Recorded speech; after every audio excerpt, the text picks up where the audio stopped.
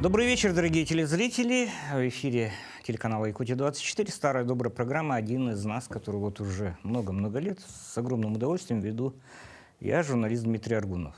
Почему с удовольствием? Потому что каждый раз в темной студии собираются совершенно замечательно, каждый раз новые люди, которые по-своему интересны. И я думаю, что будут интересны и всем вам.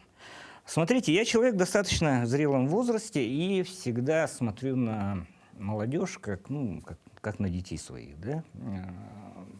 Нахожу что-то хорошее, но зачастую критикую их за какие-то вещи, которые, по моим пониманиям, не слегка, скажем так, соответствуют моему восприятию всего мира.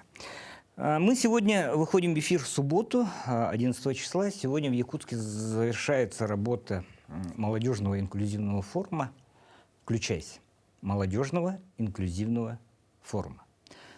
И мои сегодняшние гости – это Алексей Транцев, основной спикер проходящего форума, завершающегося форума. Здравствуйте. Добрый день, очень рад быть сегодня у вас. И Юлия Отрощенко, коллега Алексея. Я так понимаю, человек тоже очень сильно в теме инклюзива.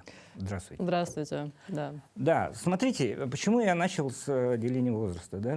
Молодежь бывает разная. Она бывает, которая гоняет на Феррари, на папинах, да, в основном. Она бывает такая, которая предпочитает там красивые фотографии и так далее, и так далее. Чем, Алексей,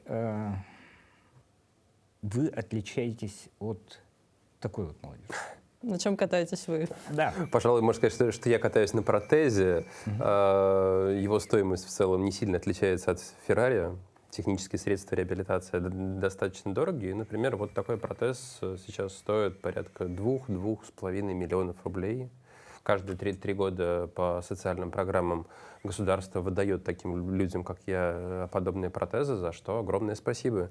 Я думаю, можно ответить вот именно этим всем людям, которые считают, что Россия не социальное государство. Социальное во многом. Вот такие средства реабилитации вряд ли большинство могли бы себе позволить покупать столь часто самостоятельно. При этом мы понимаем, что по части современной социальной политики молодежной нам еще есть куда расти. Вот, например, я инвалидность получил в 18 лет. И я был жутко удивлен, что меня сразу же поставили на пенсию. И я стал получать довольно приличную сумму не потому, что я молодец, хорошо учусь, выигрываю в олимпиадах, а просто потому, что я стал человеком с инвалидностью. Стал получать такие протезы, санаторно-курортное лечение. Но при этом мне выйти из дома было некуда с помощью него. Меня никто не ждал. Секции, танцевальные студии, театры, спортивные направления были недоступны тогда, в 2008 году, у меня в Поволжье для людей с серьезными формами инвалидности. И вот это уже, вот этот момент, он очень сильно зависит от общественников и волонтеров, от тех, кто занимается благотворительностью, чтобы люди, которые получили коляски, протезы, которые получили собак-проводников, чтобы им было куда идти и ощущать себя не людьми с инвалидностью, а в первую очередь людьми. Смотрите, сравнивая до событий, когда обстоятельства привели вас к этому, и после, да, какой процент жизни для вас оказался заблоченным? Наверное, довольно большой. Мне пришлось годами искать возможность перестать стесняться себя, просто спокойно выходить из дома, понимать, чем в жизни я теперь хочу и могу заниматься, и искать такие возможности. Сейчас я веду совершенно нормальный образ жизни, обычный, спокойно выхожу, выезжаю из дома, работаю, занимаюсь спортом, встречаюсь с друзьями. Но этого всего пришлось добиваться заново, годами нарабатывать эти привычки. Например, вот сейчас у меня такая одежда, которая позволяет мне самому вполне себе собираться в дорогу. Но придумать это, понять, что так, обувь без шнурков, какие должны быть штаны, какая должна быть рубашка, какая должна быть куртка, как ее правильно перешить. Все эти частности, нюансы заняли очень много времени. Это только один пример, только пример одежды. Из этого состояла на самом деле вся жизнь. Я очень рад, что сейчас проходят большие форумы и мероприятия, в том числе ради которого мы и к вам приехали в гости, где люди с инвалидностью могут встретиться, обменяться опытом, научиться многому. Когда я оказался в такой ситуации, подобного, к сожалению, не было. В первые дни после того, как вы получили, вот как вы называете, 18 лет пенсию, да, это вообще из ряда вон выходящий, да, 18-летний пенсионер, но жизнь, она совершенно... Да, вы говорите, что вы не молодежь, а пенсионного возраста я достиг раньше вас. Ну, не хотелось бы, чтобы я вот к этому пришел вот таким вот образом. Да? Все-таки несчастный случай — это огромная трагедия в жизни каждого человека. Смотрите, вот те люди, которые рядом с вами, ваши единомышленники, ваши коллеги, опора ваша, как или вы относитесь к тому, что, ну, волей судьбы оказались рядом с людьми, которые не как все, не как мы? Тут я могу ответить, как, так сказать, представитель нормотипичной группы населения. Это термин такой, да, нормотипичный? Ну да, это термин в инклюзивной среде. Здесь я поясню, что у меня мой социальный проект, которым я руковожу, он посвящен как раз-таки особенным людям с точки зрения обычных людей, да, которые отличаются внешностью в силу здоровья, иных причин. И это фотопроект, такой медиа-лонгрид на стыке фотографии и сторителлинга. И, собственно, благодаря ему мы с Алексеем и познакомились. И проект уже собрал порядка 50 историй, очень мощных, очень сложных историй. И меня, как правило, все спрашивают: Юля, как ты выдерживаешь? Это же очень тяжело, наверное. Это же ты, наверное, все это принимаешь на себя. И как у тебя сердце не разрывается от жалости? Мне очень странно слышать этот вопрос на самом деле, потому что весь смысл инклюзии в том, чтобы общаться с любыми людьми, как с точно таким же человеком, как ты сам. Если у тебя начинается какое-то снисхождение, какой-то усиленный трепет, какая-то сверхжалость, любая гиперреакция оскорбительна для противоположного человека. Поэтому я прежде всего вижу личностей в этих людей. Слава богу, что таким человеком, как Алексей, несложно, конечно, восхищаться. И он, в принципе, неординарный не в силу того, что случилось с ним, да, в 18 лет, а его достижения, его сегодняшняя деятельность, она выдающаяся сама по себе. И это не связано с его физическими особенностями. Все-таки я понимаю, что достаточно тяжело вспоминать, как все это произошло. Вот у меня просто есть у самого дети, примерно вашего возраста. Как все это произошло, что вы стали особенным? Ой, на самом деле, сама по себе инвалидность, правда, не делает человека особенным. Важно, как он с ней справляется, что происходит в его жизни дальше. Но я в 18 лет участвовал в экстремальных играх и схватился за оголенный провод, который оказался под напряжением. Типа дозора, да? Да, игра типа дозора, только более экстремальное направление. И я залез на радиовышку, она оказалась включена, и провод оказался под напряжением порядка 10 тысяч вольт. Мне очень повезло, что остался жив. Врачи были изумлены. И повезло, что я довольно быстро стал восстанавливаться уже через 4 месяца после проведения ампутации. Мне повезло вернуться, например, в ВУЗ на очную форму обучения. Это довольно приличная скорость, которой я обязан, конечно, во-первых, врачам, во-вторых, своим родителям, в-третьих, друзьям, которые поддержали меня на самых разных этапах. Вот эти вот первые этапы, они очень важны, когда ты не понимаешь, что происходит, хочешь просто забиться в угол, не выходить из дома, просто потому что взгляды окружающих напоминают тебе, каким ты стал. Смотрели с интересом, смотрели с беспокойством, со страхом. Ну, сейчас, конечно, время очень сильно изменилось из-за того, что людей с инвалидностью, с яркими формами инвалидности, их стало сильно больше. Тех, кто не прячется, тех, кто ставит свои реальные аватарки в социальных сетях, тех, кто выходит из дома, тех, кто сами организует уже волонтерские проекты и общественные форумы. Благодаря ним мы меняем устоявшиеся нормы. То есть, если, скажем так, ты вынужден попасть в определенную социальную группу, да, у тебя есть желание больше социализироваться, больше, скажем, выглядеть как... Не выглядеть, а быть как все. У тебя как раз есть страх не выглядеть как все. Потому что, я часто становилась... Но желание.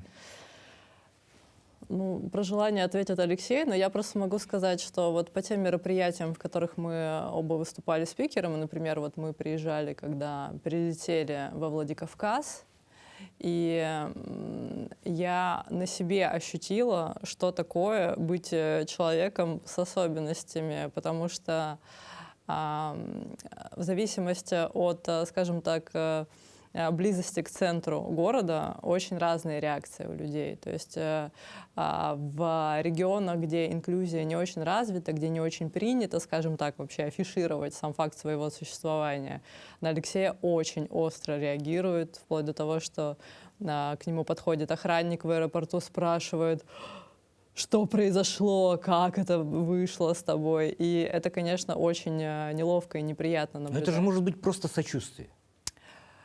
Опять-таки, это некорректно выражать постороннему человеку сочувствие по какому бы то ни было поводу, во-первых. Во-вторых, вообще большой вопрос, кому в какой ситуации нужно сочувствовать. И я бы здесь прям позадавалась такими вопросами, потому что, зная Алексея в жизни, зная его степень реализованности и занятости, не приходится ему сочувствовать, честно говоря. Развитость инклюзии. Вот есть ли какие-то критерии в регионах, городах, поселениях, по которым вот вы выносите вердикт? Да, здесь развита инклюзия или упадки? Да. Давайте отвечу так. Что такое инклюзия? Если говорить самое простое определение, это то, как могут люди с инвалидностью себе позволить жить нормальной, обычной жизнью. Уже сейчас в наших регионах порядка 8-9% людей с инвалидностью. Это огромная сумма, это огромная цифра. И просто по медицинским причинам, по социальным причинам это количество растет. В целом во всем мире мы приходим к тому, что лет через 10-15 10% людей с инвалидностью это будет нормой. Посчитаем на население России, мы получаем миллионы человек. И степень здесь реализованности региона, степень того, насколько принята инклюзия, это то, насколько люди с инвалидностью могут себе позволить, насколько они выходят из дома, насколько они ходят на работу, насколько они учатся в школах и вузах, насколько они посещают всякую дополнительную деятельность, творчество, спорт, насколько мы их видим вообще на улицах наших городов и как на это реагируют окружающие. Насмотренность здесь действительно очень важна. И те медиапроекты, которые популяризируют инклюзию, которые рассказывают, что нет ничего страшного, если у человека, например, протез руки. Да, так бывает, это не делает его ни плохим, ни хорошим, ни героем, ни жертвой. Все это в голове у него находится. Ведь раньше очки, которые вы носите, они ведь тоже считались протезом. И в целом у людей, у которых было ухудшено зрение, к ним относились с определенной степенью жалости. То есть, а сейчас очки — это такая норма, это в общем-то, стильный модный аксессуар. какой-то, да. Модный атрибут. Да, кто знает, возможно, пройдет 50 или 100 лет, и протезы, которые все-таки развиваются, модернизируются, появляются дополнительные технологии, тоже станут восприниматься совершенно по-другому. Как вау, будут показывать дети пальцем, смотри, у него вот такая киберрука, у него такие функции, я в журнале читал в «Современном». Это круто. Как гаджетом, да? Да. Но на самом деле все-таки, мне кажется, первично на сегодня, помимо развития модных медиапроектов и так далее, все-таки это доступная среда, чтобы люди элементарно могли выйти на улицы. Потому что прежде всего хромает вот этот аспект в нашей сегодняшней действительности. И по городу сразу видно, есть там доступная среда или нет, потому что на улицах нет людей с инвалидностью. Вот, То есть пресловутые пандусы, пандусы, да. Ну, то подъемники и есть так из последних впечатлений, когда побывали на Дальнем Востоке, мы в составе конференции, за неделю мы увидели только одну девушку с нарушением опорно-двигательного аппарата в инвалидном кресле. Поскольку город находится на холмах, сама по себе среда не самая доступная, при этом абсолютно не оборудованная, не приспособленная даже для мам с колясками. Да? То есть мы просто видели, как вот ее родители носят ее по этим лестницам. И это, конечно, такой абсолютно героический акт был. И видно, насколько это сложно. И понятно, что на такое решатся далеко не все. Не у всех есть такая поддерживающая среда, которая будет заботиться о том, чтобы ты элементарно посещал улицу. Поэтому вот этот аспект очень плачевный. Люди не могут спуститься из подъездов, выйти на улицу, не могут попасть в общественный транспорт, потому что водители автобусов, маршруток, когда они видят такого пассажира, вы знаете, что они делают? уезжают. Они проезжают мимо. Да. Благо сейчас есть крупные компании, которые разрабатывают свои сервисы с тем же социальным такси, и это очень здорово, и это большой шаг вперед. Это правда, но хочется сказать, что проблема довольно комплексная. Как показывает практика, чем более развита доступная среда в регионе, тем больше там активных людей с инвалидностью. И чем больше активных людей с инвалидностью, тем быстрее развивается доступная среда, потому что это пользователи. Потому что Активный пользователь. если есть вот этот вот один активный человек на коляске в городе, и мимо него легко проехать. А если таких 10, если таких 50, они выходят на остановку, они пишут письма мэру, пишут письма губернатору в автобусное депо. Раз про этого водителя его штрафуют, два штрафуют, приедут журналисты, будет скандал. После этого проведут работу с водителями, закупят дополнительно низкопольных автобусов, потому что спрос есть на них, потому что это работает. Поэтому это взаимоускоряемый процесс. Так что мне бы очень хотелось обратиться к нашим зрителям с инвалидностью, к их близким, к волонтерам. Старайтесь вести как можно более активный образ жизни. Таким образом, вы ускоряете приближение инклюзивного общества. То есть вы таким образом работаете на себя и на будущее поколение. Огромное количество людей, которые будут жить лучше, просто в силу вашей сегодняшней активности. Да, и здесь я бы хотела внести свою ремарку, как человек с юридическим бэкграундом. Друзья, не бойтесь сутяжничества, прям устраивайте скандалы, создавайте судебные прецеденты. Это, как бы это страшно ни звучало, к сожалению, сегодня в нашем обществе это необходимость. Это нужно делать. Выступайте такими санитарами общества, и в конце концов вода камень точит, ситуация будет меняться. Но не все же, скажем, осведомлены о том, что можно, что нельзя. То есть закон на стороне людей с ограничениями.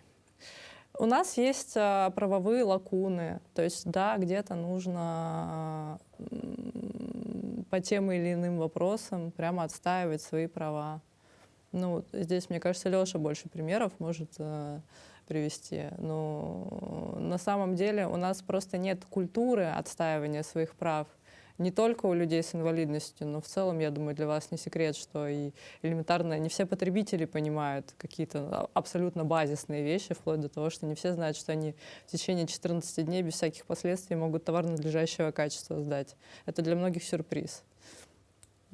И смотрите. При этом, продавцы могут отказываться, создавая какие-то совершенно абсурдные аргументы. И да, один раз вы напишете претензию, второй раз ходите в суд, третий раз этот продавец уже подумает, отказывать вам или нет. Смотрите, у нас регион, население 1 миллион, да? Буквально каждый человек на счету.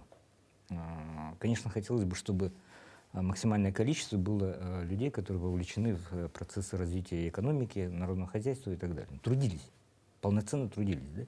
Но чем меньше населения, тем на самом деле с большим трепетом, с большим, ну, не с жалостью, а больше каждый человек ценен, каков бы он ни был, ограниченный, с какими-то нарушениями и так далее. Поэтому я считаю, что в нашем регионе, благодаря таким вот структурам, как Хараскал, да, по линии которой вы приехали, достаточно сильно развит. Посмотрим на паралимпийский спорт. Да? Паралимпийский спорт.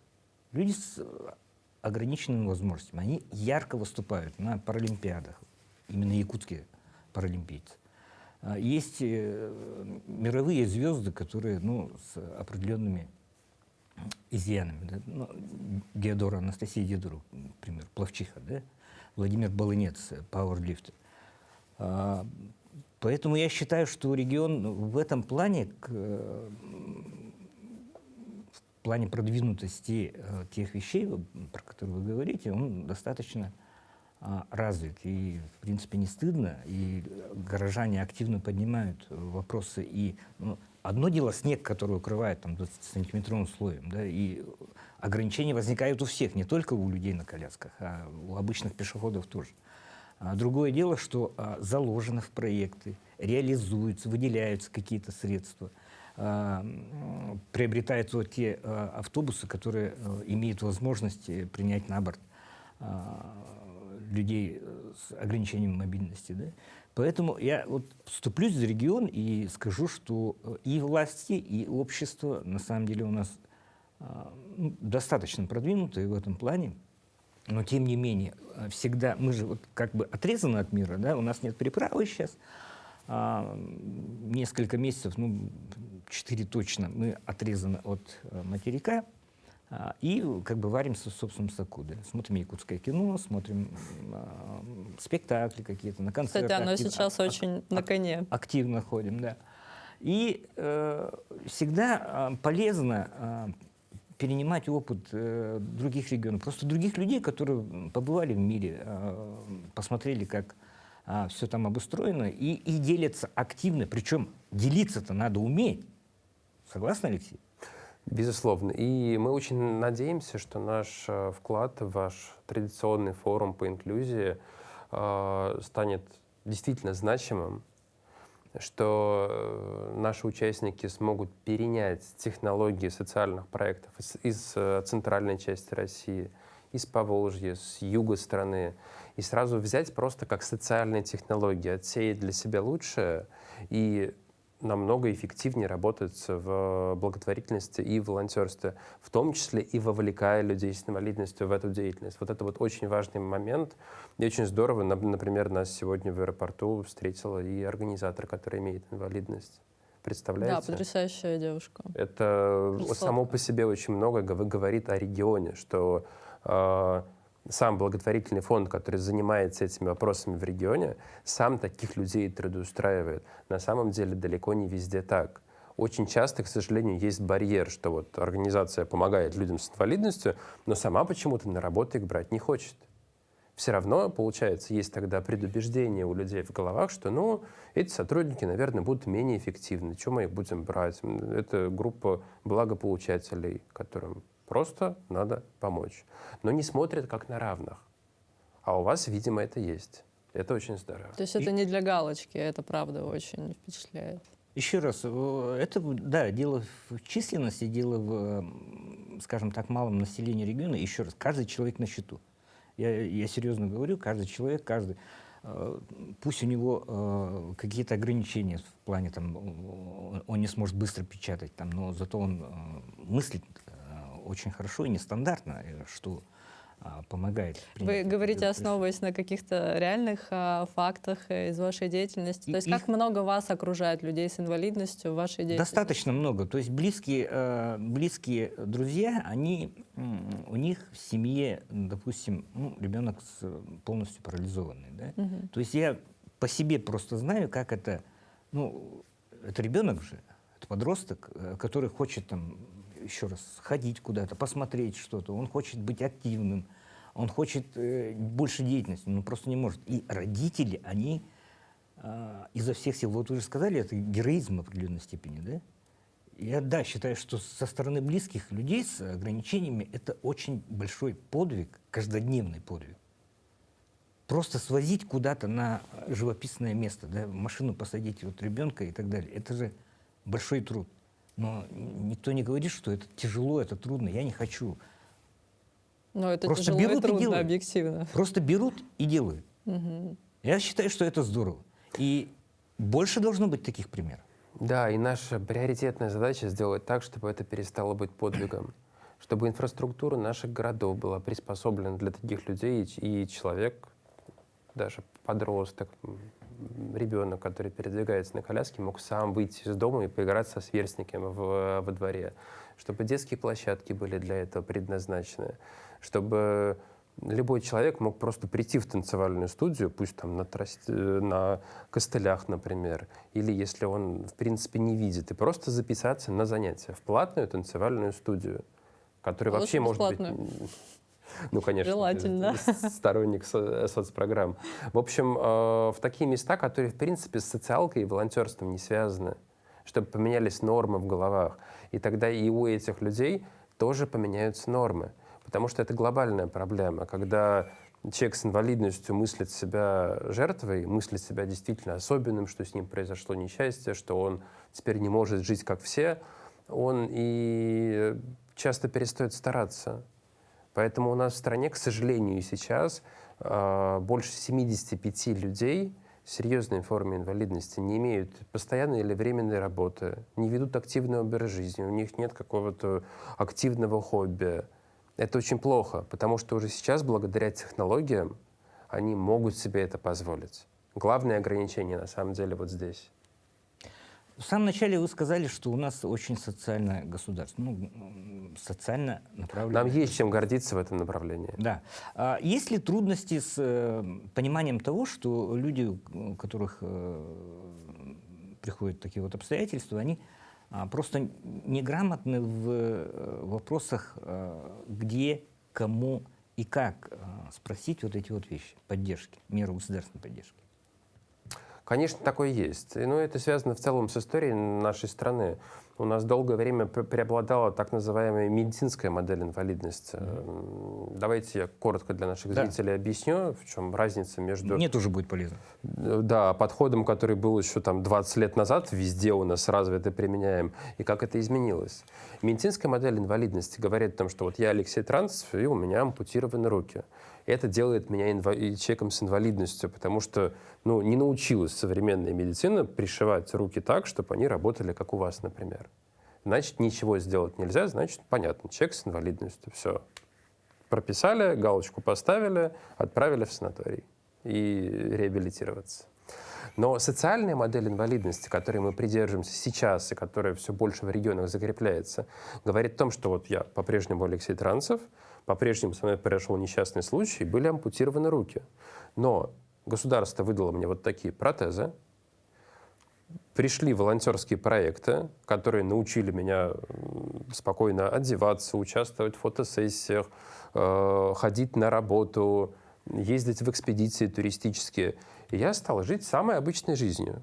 Да, там я, может быть, не могу завязать себе шнурки, но я покупаю себе другую обувь и выгляжу в ней не хуже.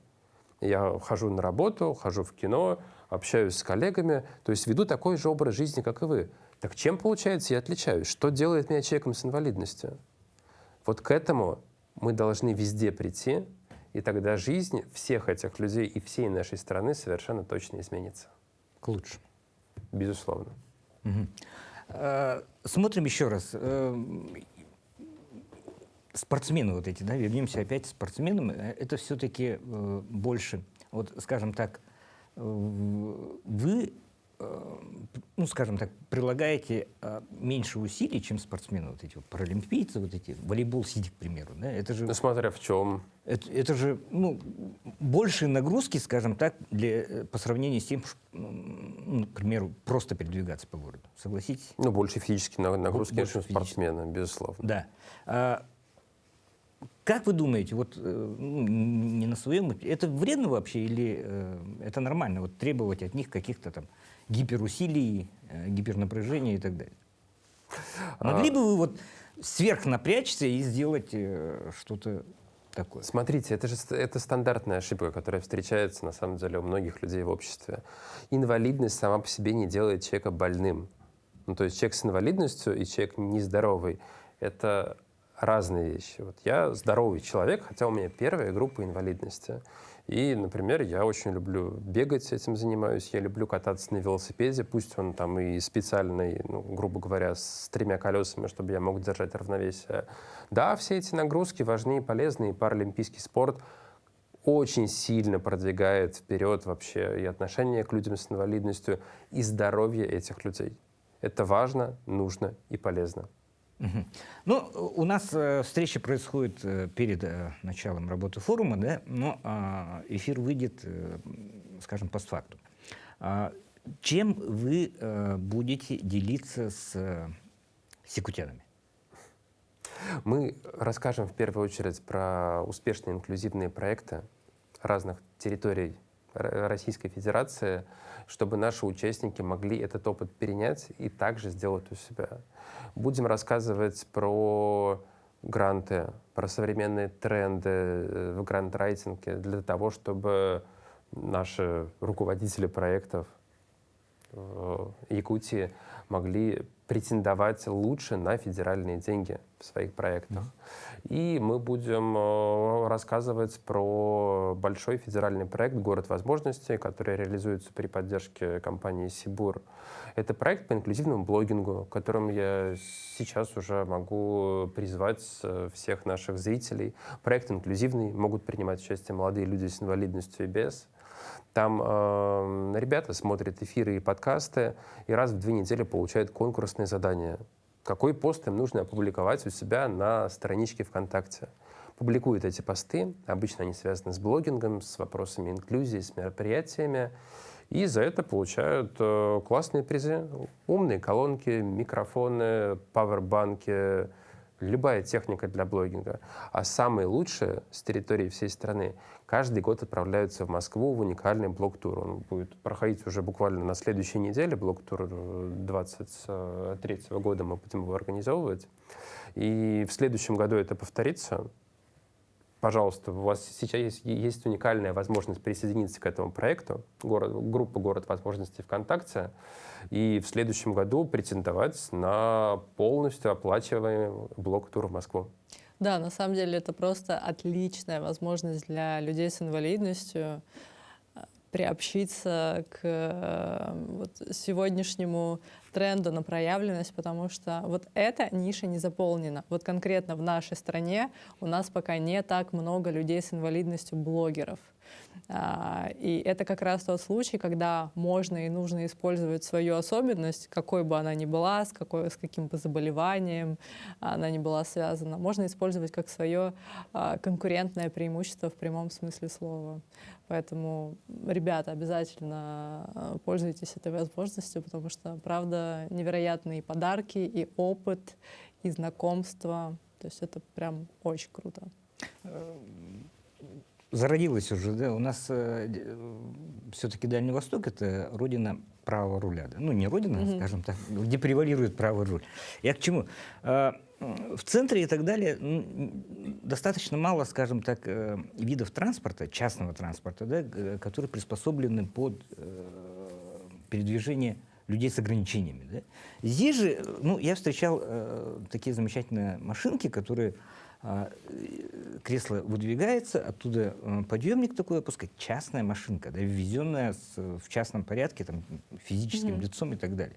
То есть можно просто делать обзоры дальневосточникам, да, какая модель, к примеру, японской автомобилей более приспособлена для таких вот вещей, потому что мобильность — это прежде всего не только ногами же ходить, это и путешествия ехать, вот, как вы говорите. Да? Да, безусловно, и в таких обширных регионах, как ваш, автомобиль имеет просто огромное значение для любого человека, в том числе человека с инвалидностью. Действительно, можно переоборудовать даже легковой транспорт, даже для человека на коляске, чтобы он мог быть абсолютно мобильным. Самостоятельно передвигаться, да. Конечно. И таких очень много по всей стране. Понятно, что это стоит отдельных денег, но, опять же, надо сказать спасибо нашему государству, что человек на коляске, у которого вообще не двигаются ноги, у нас в стране может сдать на права. И действительно с помощью ручного управления спокойно управлять автомобилем.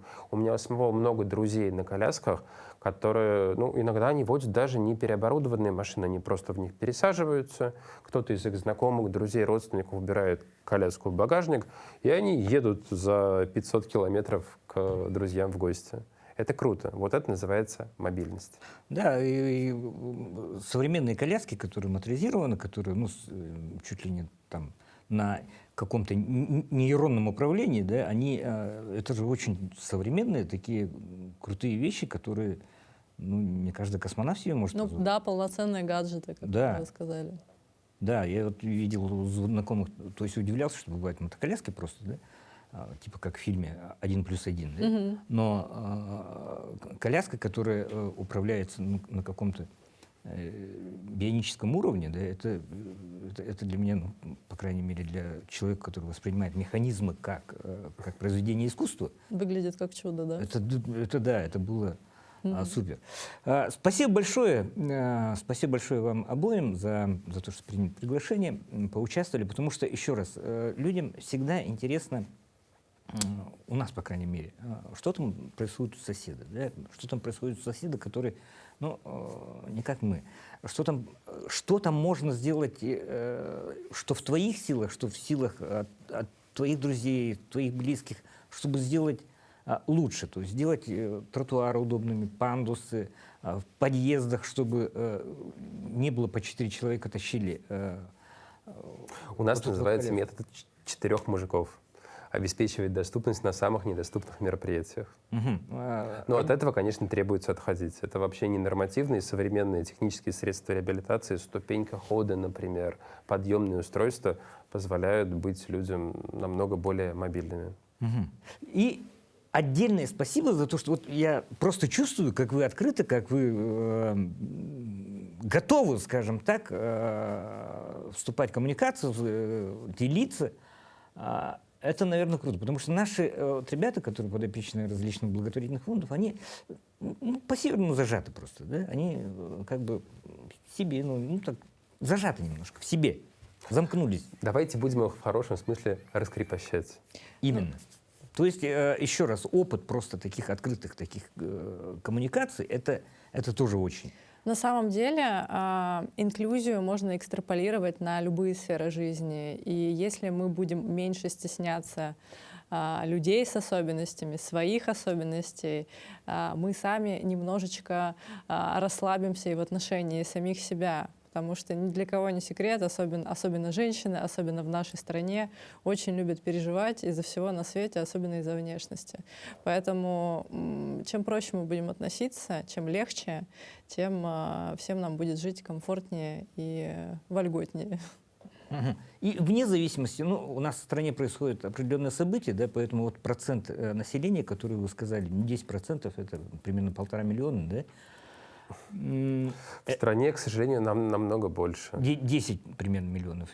10% Сейчас скоро. больше 11 миллионов 11 миллионов. взрослых людей в России имеют инвалидность официально. Еще раз, в связи с событиями, связанными с специальной военной операцией и так далее, наверное, будет больше.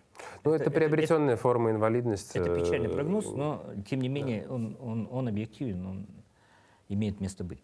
Спасибо еще раз огромное. Вот много узнаю, да даже про ту же обувь и так далее, и так далее. Да? То есть всегда полезно обогащать себя, и я думаю, что через меня я вот своим телезрителям, если передал какую-то крупинку замечательного такого человека, спикера молодежного инклюзивного форума «Включайся», Алексей Транцев. Юлия, спасибо. Историческое рукопожатие. Давайте. Как, кстати, она работает? Она электрическая, и На каких-то... здесь диоды плотно прилегают к коже и читают мышечное электричество. То есть я думаю, что открываю кулак, и это как энцефалограмма, да? ну, во многом. На самом деле это разработка еще советских инженеров отчасти. И меняется пластик, меняются материалы, а разработки остаются. Довольно иронично. Электричество у меня руки отняло, и электричество же возвращает мне возможности. Всегда есть чему удивляться, возможность. Увидимся. Программа «Один из нас».